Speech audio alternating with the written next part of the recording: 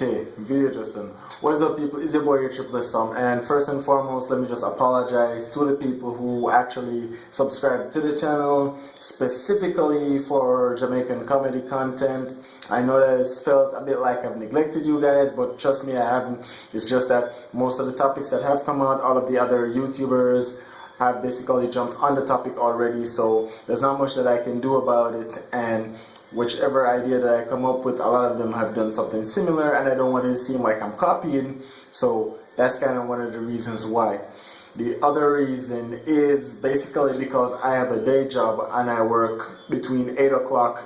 I'm basically on the road anywhere between 7:30 to basically around 9:30 in the afternoons, so there's not much time for me to do much stuff. So I normally do this on Sundays, and due to injury, I haven't been able to do a lot of stuff lately, so most of the videos that I've been putting up aren't really videos of me in them, and if there are videos of me in them, then I'm not really doing a whole lot in them, so that's one of the reasons why.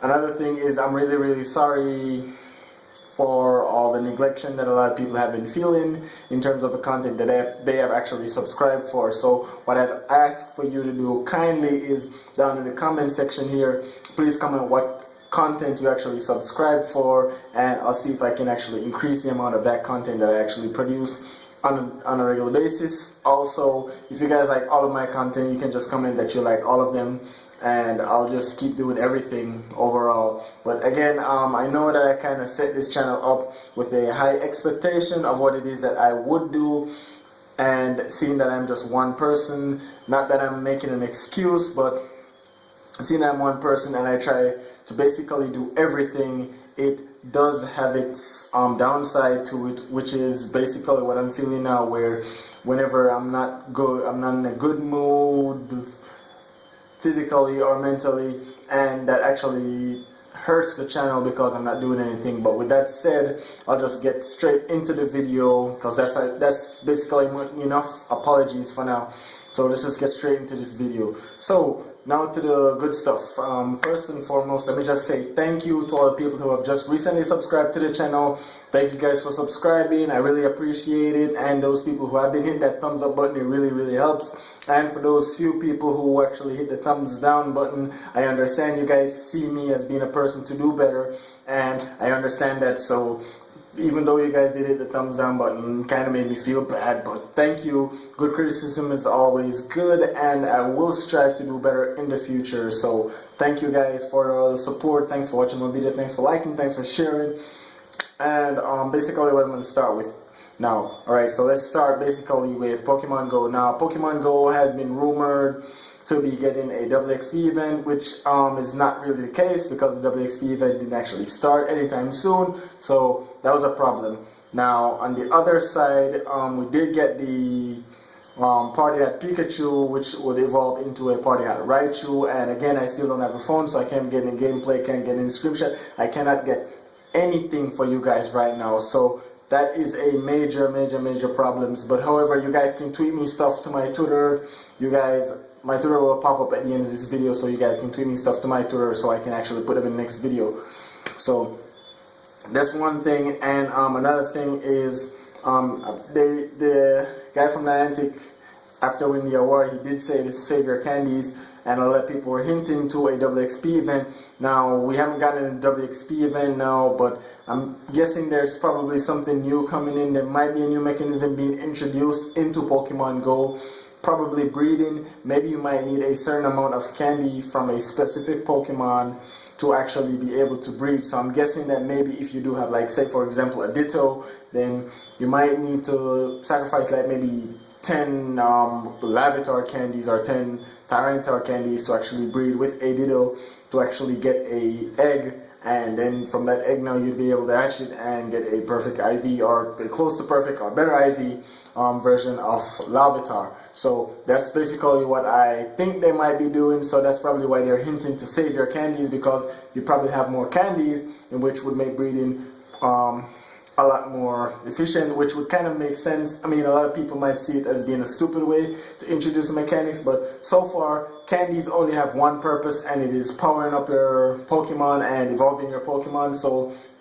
actually using candies for breeding would actually give candies another meaning, and this would also counter the claim which I said before, where I said that Pokemon Go has Gen 2 is actually easier, where you can catch Pokemon like way much easier than you could with the Generation 1, and that's something that I think they might, that's probably how they might do it. And if Niantic is watching this and this is how they're planning on doing it, then I can probably say that I called it first. And aside from that, I think it's a clever way to introduce another way to use candies, which is something that the game is pretty much lacking, because a lot of people have complained that candies only have two purposes. If they actually introduce such a mechanism where working with breeding Pokemon, you actually use candies, that is a great way to introduce candies. Now, it would make catching these Pokemon a lot more efficient, and where other people would be passing a lot of Pokemon and not catching them because they already have like 3 or 4 of these Pokemons, or they've already evolved these Pokemon, then they can catch these Pokemon just with the candy, and that way they can know that they definitely, I can take 10 of these candies and I can go breed a perfect IV Pokemon after maybe 4, 5, 6, 10,000 tries, I guess. So that's probably an interesting way to introduce it. Another thing is Generation 3 is probably a topic that is on everybody's mind now. When is Generation 3 going to drop? And honestly, Generation 3 might not be dropping anytime within the next 5 months, I guess. They'd probably introduce another mechanism, because what they're trying to do is they're trying to balance the amount of people that is coming back to the game and the amount of people who's playing the game, along with the people who are getting bored of the game. Now, a lot of people are getting bored of the game because Generation 2 dexes are almost complete, and they're basically just striving to get the best Generation 2 IV Pokemons right now. So that's one thing. And the other thing is they're probably really considering what's the next move for them before actually dropping Generation 3, whether they're going to be dropping a Legendary or whatever. But honestly, what I think that they might do is, we might not be getting any Legendary soon. They might actually do a worldwide event to drop the Legendary Pokemons, like say maybe by the end of this year or so. That was what I speculated for last year, but never had that, so I'm guessing that's probably not what they're going to do. But I don't think we're going to see Legendaries anytime soon. Generation 3 probably later down this year, maybe around summertime going into winter time. That's probably when they might drop. Actually, they might actually drop Generation 3 if the hype of the game doesn't die. Another thing that I think that they probably should focus on doing is they should focus on a way to get root users to be able to play Pokemon Go. Now, I've talked about this before, I'm going to talk about it again, and I understand why they do it, because honestly, nobody wants anybody to be tampering with their IPs, and it's a pretty huge dent whenever you invest a lot of time and money into creating a independent project, and then somebody be taking your IP and using that in their own way, modifying it and whatever, and making the game actually being able to not play the way that they want to play. I think it was Mystic 7 or Reversal, I'm not sure which one, actually did a video where they were talking about the Pokemon ROM hack, where a lot of people, where they were saying that they can understand with the hackers who spoof, that are like people in wheelchairs and stuff. And me and Flames and Spines, we actually had a really long, hard, argumentative debate on this as to spoofing and stuff. And what I was basically trying to get to them was basically the main point for Niantic and Nintendo is for people to not be using their IPs. That's basically their own point. It's not people using their IPs, not people modifying their IPs, and they have developed the game for the game to be played in a specific way, and that is the way how they would like for their games to be played. Now, if you should try to play this game any other way or to modify their IP, it would cause a problem with them.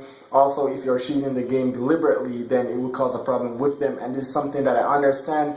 However, they did make some compelling points when they were talking about people who live in the middle of nowhere, no Pokestops, have no access to transportation, leaving. That makes sense. And also for the people who live in wheelchairs or confined to beds and are sick in hospitals, and these are the way that they can enjoy the game. That makes sense, and I understand that. That makes a whole lot of sense. And as I said, I think I don't even know what to say about this. I'm not supportive of spoofing, and I'm not against it. I believe that everybody enjoys life in their own way, and I don't think you should judge anybody in the way that they enjoy their life. So that's one thing. And the other thing is, I do believe that they should remove the banning from the rooted users. Some people have their phones rooted and they don't hack, but they can't play Pokemon Go anymore.